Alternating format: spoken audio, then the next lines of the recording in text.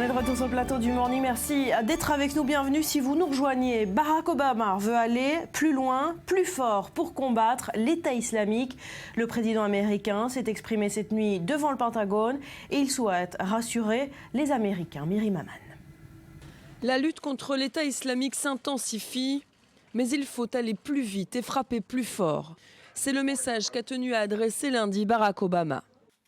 Nous frappons l'État islamique plus fortement que jamais. Les avions de la coalition, nos avions de chasse, nos bombardiers et nos drones ont augmenté le nombre de leurs frappes aériennes. Près de 9000 raids ont été menés par la coalition depuis août dernier. Une stratégie qui paye selon le président américain, mais qui reste difficile. C'est un combat difficile. L'État islamique se terre dans des zones urbaines. Les djihadistes se cachent derrière des civils en utilisant des hommes sans défense et des femmes et des enfants comme boucliers humains. Alors nous devons être intelligents et mener des frappes chirurgicales précises. Selon Barack Obama, l'organisation terroriste a perdu du terrain. Plus de 40% des zones qu'elle contrôlait en Irak. Elle a aussi perdu des hommes, des leaders. Le mois de novembre a été celui où nous avons le plus bombardé les positions de l'État islamique. Nous débusquons également les chefs et les commandants de l'organisation djihadiste et nous les éliminons un par un. Parmi ses dirigeants, le Britannique Mohamed Emwazi, mieux connu sous le nom de Jihadi John, le bourreau des otages américains et britanniques. Le président américain confirme qu'il a été tué dans un raid sur Raqqa, fief des djihadistes. Enfin, Barack Obama a réclamé plus de coopération des alliés dans la région. Il a annoncé la visite prochaine au Moyen-Orient de son secrétaire à la Défense. Ashton Carter aura comme principal objectif obtenir une véritable participation militaire des alliés régionaux. 6 Français, un drone et une mascotte, pas grand-chose. Et pourtant, cela suffit à créer une unité, rebaptisée l'unité 732. Il s'agit de volontaires français partis combattre Daesh en Syrie. Ils s'intègrent dans les rangs des combattants Peshmerga.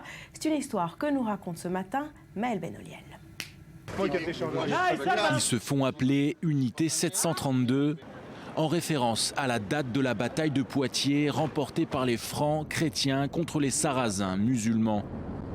Ces soldats sont français même s'ils ne revêtissent pas l'uniforme de l'armée de leur pays.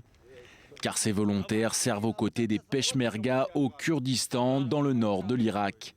Ils sont venus leur prêter main forte dans leur lutte contre l'État islamique. Pour eux, tout a commencé au lendemain des attentats de Charlie Hebdo en janvier dernier.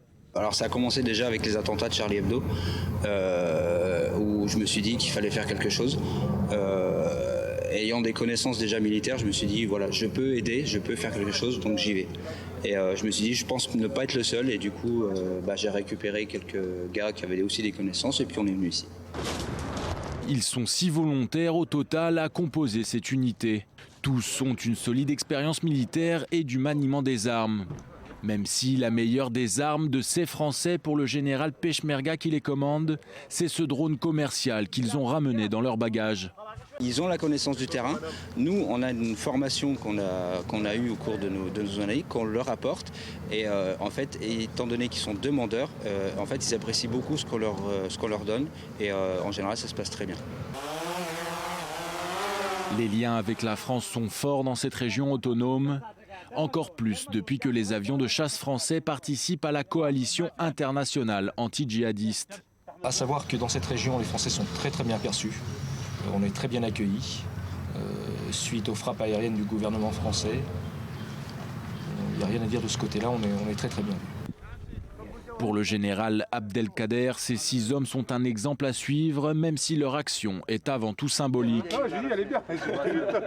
Le petit contingent n'est pas là pour suppléer l'absence de troupes françaises combattantes au sol.